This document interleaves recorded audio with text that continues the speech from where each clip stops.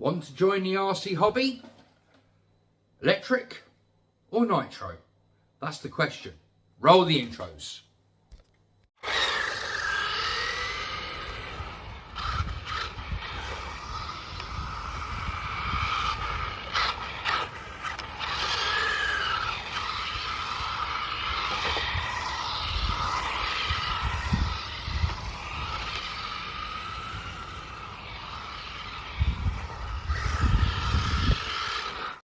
Hello YouTubers and welcome back to Chelmswood RC. I'm Peter. So you're thinking about coming into the radio control car hobby, but you can't make your mind up whether to go for electric or nitro. Myself, I've usually gone with the nitros because I like the sound, the smell, the raw power. But just recently I purchased my first LiPo powered electric car. Which do I prefer? Do I prefer nitro or do I prefer electric? Well, in this video, I'm going to try and help you make the decision of which one's going to be best for you. With the electrics, it's just simply charge a battery, plug it in, and away you go. But you're still going to need a couple of bits of equipment to get you up and running. But with the nitros, you're going to need a bit more gear. But once you've got that gear, it's just a matter of which car you want to buy or what the next car is you're going to buy, because then all you got to do is buy the car. With electrics, this one runs on 2 and 3 cell LiPos. There is an electric car that I want to get, but that is a 4 cell or a 6 cell LiPo. So that means I've either got to buy an extra 3 cell LiPo to put it up to 6 cells, or buy myself a 4 cell LiPo so I can get used to the new car when I get it, if I choose to get it, etc, etc. So I'm going to turn the camera around. Without further ado, we're going to have a look at what you're going to need for the electrics and then what you're going to need for the nitros. So this is my electric car. This is a Kyosho. I forget what the actual title of the car is, but this is my Kyosho. It is electric. It is a 2 and 3 cell LiPo car. So obviously what you're going to need, obviously you're going to need your car. You're still going to need, you know, your little tools like your wrenches and things like that to do the wheel nuts up and things like that. You're also going to need, you know, a good set of, you know, hex wrenches and Allen key drivers and things like that. But you're going to need a LiPo charger. Now, let me get one of the batteries out. Let me just pause the camera quick, guys. So, straight away, you're going to need LiPo batteries. Now this one is my XDP power, and this is a 2 cell 5500 milliamp 7.4 volt at 60C. So that's the 2 cell one, and you can see how small that is compared to my 3 cell, my volts 3 cell LiPo 5000 milliamp 11.1 volt at, this one is at 50C, whereas this one is at 60C. Now this one, alright, okay, they are different cell packages, but the C rating means that you're going to get more punch out of the battery to make the car go, you know, that little bit quicker from the offset as soon as you pull the trigger. The higher the C rating, the more punch the battery is going to give the car. So you're going to need a set of these, or one of these. Then you're going to need your LiPo battery charger. Now this is a balance charger, and basically all you do on this one is get the balance cable, which is this little white one at the end, plug it into the bottom, turn it on, and once all the cells are charged, they will all go green. So if you're doing a 2 cell, it'll do that one and that one. Once they're green, you're okay. If you're doing a 3 cell, obviously the 3, and you're going to get that. But sometimes you do get these with the car. You might not get the battery. You might even get the battery with the car. FTX I think it's either their Vantage or their Carnage. You do get a LiPo and one of these battery chargers. They're okay, but you can't really see how long it's going to take for your battery to charge. But with this one, this is my Sky RC T100s. You can see on the screen what your battery is doing, how many volts it's still got in it, how long it's going to roughly take to charge on it. And also, one of these can charge 2 batteries at once. And not only that, you get a proper balanced charge, because you have to plug the actual yellow part in there, and this is for an XT60. You plug the XT60 connection into there, plug your balance cable into there, and it gets a proper balanced charge. Whereas these ones, it might not charge brilliantly. So you're obviously going to need one of these. Also, if you don't want to run your battery out too low when you're out playing, one of these, it's a volt alarm. And what you do is you set this to the volt of the battery that you want to get it to. So once it gets down to 3.6 volts left in the cells, this will start bleeping at you, and it's quite loud. So that way you know it's time to bring the car in and take the batteries off, and they're ready for a charge. Also, I've got one of these cell meters where you just literally plug the battery into the side of this at the end, and it will tell you on each of the cells. Let me just quickly get out the box for you guys. So look in the box. You just plug the balance cable into the side of here, and it will tell you what's left on the battery. And if I do this quickly, if I do it the right way. Right, sit down. Please excuse the banging noise. It's my puppy on the other side of the door trying to get into me. But unfortunately, there we go. No, missed. So straight away, it's telling me that this 2-cell battery has got 7.4 volts. If I press the cell button, it tells me that cell 1 has 3.7 and cell 2 has 3.7, equaling the 7.4. Obviously, if you've got a 3-cell, 4-cell, obviously these will go up higher. And it's telling me that the battery is at the moment at 18%. So, and it's got a little meter there. So I know that this battery does need to go on charge. So obviously, these are, you know, optional extras, but obviously you're going to need a good charger and batteries to get your electrical one running. Now we're going to turn the attention to the nitros. And a quick one before we do go on to the nitros is, with your lipos, you need a lipo bag. If one of these lipos ever catches fire in your house, it's going to create a very big fire, and it can get out of control very quickly. With one of these bags, these are fire resistant, and it will help keep the fire under control inside this bag. So again, this is another thing that you probably would need to get if you're going to go for the electric version of an RC. So now we're going to take a look at the nitro side of things. Now this is my Hpi Racing Bullet 3.0. This is in the process at the moment of being running. And there's a clue straight away. Now with the electrics, you could just plug your battery in and boom, away you go. With a nitro engine, it's like having a brand new car that you use to go to work or take your kids to school and things like that. You need to be, you need to break it in gently. You have to do certain things. The first tank, you just literally let the car sit there idle and just, let that whole tank, that one first full tank go through the engine on idle. The next one, you're going to have to take it at a very ginger pace. Then you can go, the third tank, you can go to quarter power. Then the fourth one, you can go to half power. And then obviously the fifth one, you can then, in quick spurts, go at full power. But what you're going to need to get one of these going, obviously you're going to need batteries for the receiver. Obviously you're going to need that.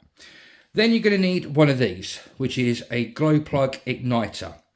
What these do is you attach, there's a glow plug on the inside of the cooling heads. You attach this to the glow plug. It warms the glow plug up like a spark plug in your car if you've got petrol, or if you've got diesel, you know, you can have glow plugs in diesels.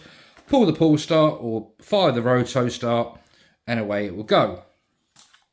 But there is more to do with nitros. With the electrics, you can just plug the battery in and away you go. Now at the moment in the UK, it is February, it is only 1 degree outside. So trying to start this engine from cold is going to be a bit of a palaver. And not only are you going to need one of these, you're also going to need the charger that goes with it. It's quite simple, you just literally pull the end back, push the end in, let it go, plug that into the wall, and then it will charge. And then once you get the little green light there, you know this is fully charged. So you know that your igniter's good to go. You're also going to need different glow plugs. Now at the moment, this one did come with a number 6, which is a cold glow plug. I have now replaced it with one of these, which is a number 4, which is a medium to hot glow plug. But you can also get a number 5, which is a medium, and this is from the Fastrax range. And if I just move my thumb out of the way there, guys, you can clearly see the numbers. I will leave links to Fastrax, HPI, and any other manufacturer, so you can go check out these products. But obviously you're going to need extra glow plugs.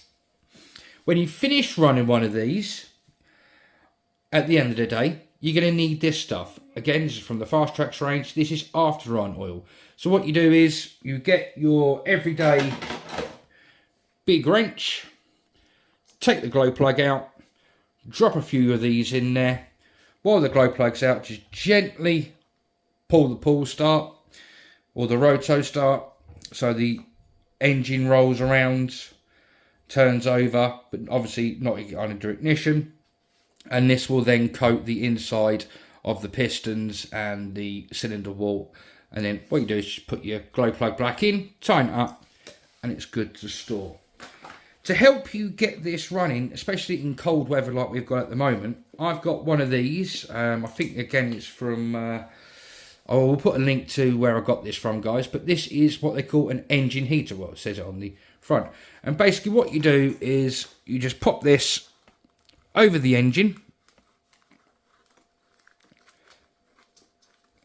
connect this end into a LiPo battery, which is this at the moment. It's running on an XT60. That's the batteries that I've got at the moment. Or you can put it onto any form of, you can put an extension into there.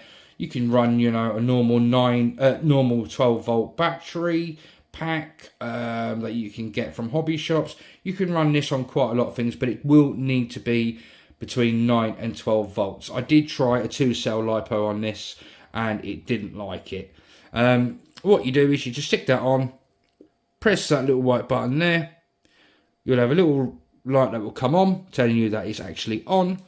And it's, you know, if you're into Formula 1, you'll know that, you know, the Formula 1 guys use these for the tyres. It's basically, you know, it warms the engine up all the way through, makes it get a bit looser and makes it easier to start. So that's the engine heater. Then obviously you're going to need your fuel. Now I run mine on Opti fuel and I run it on the Optimax RTR 25, and obviously you're going to need a fuel bottle. But if you're like me, I've gone that one step further with my nitros, and I will show you. Apologies guys if the camera's a little bit shaky, but as you can see I've got a 5 litre container of, again, 25% Opti fuel RTR ready in there, with a fuel line coming out, going into this electrical pump. And then obviously I've got at the other ends, that would go to your fuel tank. You can fill it up, and also at the end of the day you can reverse the pump to suck the fuel that you're not used out of the tank, and it is stored safely in here. And this is a 2-part toolbox. That one will go on top of there, and it's got wheels on the end with a big handle on that end, and you can wheel this away with your car probably sitting on top of the toolbox quite safely. So yeah, with nitro, it's not so much you need a lot more gear, it's just you're going to need different gear.